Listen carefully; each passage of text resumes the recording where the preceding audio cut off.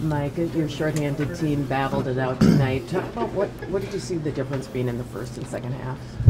I think it took us a minute to get our energy to a level that could sustain a competitive game.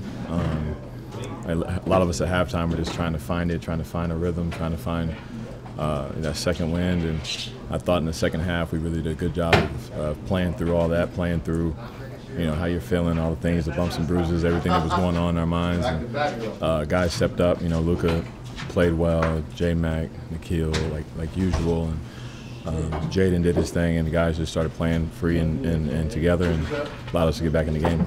Could you feel your defense lift in that third quarter where you really locked them down? I did. I thought that we started to really lock in on our individual assignments, just like guys that have strong tendencies. We're kind of taking it away, and you can feel the energy in the building change a little bit, and allowed us to get out and run and get some easy looks offensively. And when we're playing that hard defensively, we're a really, really good team. As hard as Luka plays, does that just kind of give everyone a lift, just seeing him throw everything he has at Jokic?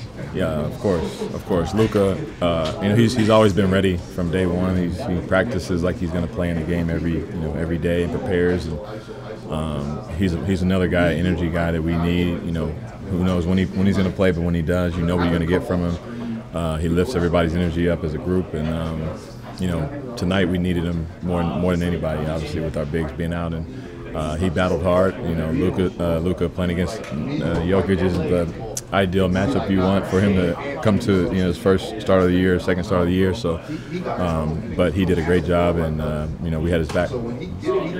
Mike, when you guys are playing this smaller ball style of play and you're getting out, you're running a little more, can that carry over to even once? Or is it helpful if it carries over to once you got the group back and just moving the ball up the floor a little more? I think it's very helpful. I think it's a sneak peek of how we might have to play in different matchups, different games in the playoffs. And teams will go small. Teams will try to change lineups with our big guys. And, what are we going to do when that happens? Now we're seeing, what works, what driving kicks look like, what plays offensively. We have to kind of lean on, from usually we have two bigs or one big out there to kind of roam and rim run and do all that. With that, we have to now drive and kick and fake handoffs and extra passes and, just really kind of dribble drive everything. So hopefully it's, we're learning from it. Loved to have won tonight, but I thought we did a really good job of adjusting to that with who we had on the court. I think it is helpful to have this game, you guys make it as competitive as it was, rather than, you have every excuse to just kind of fold in this game, but to kind of build some sort of momentum going forward here. Yeah, I think, this team is very confident. We're a very confident team. We have faith in everybody that plays, and for us to have a showing like we did tonight, come off back-to-back and playing against, we feel one of the better teams out there. It just shows a lot of guts, shows what we're made of, shows that we can compete no matter who's out there.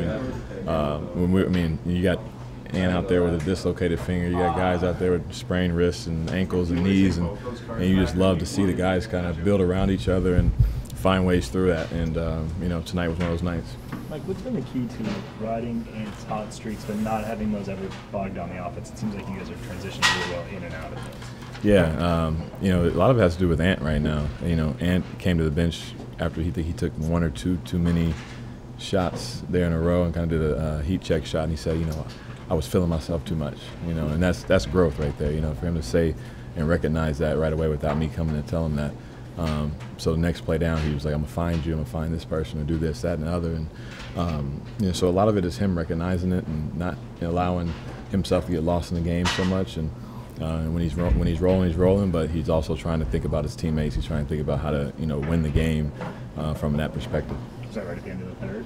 I think so. I can't remember exactly, but he took like a long three or something, or a step back something. I don't know what he took, but you scored 13 in the fourth, and he didn't score, and obviously would have liked to have some, but that just doesn't seem like something that would have happened in the past, just in terms of him really just making the right play regardless of how it's going. Yeah, that's something that, like I said, he's growing, and that's something we need.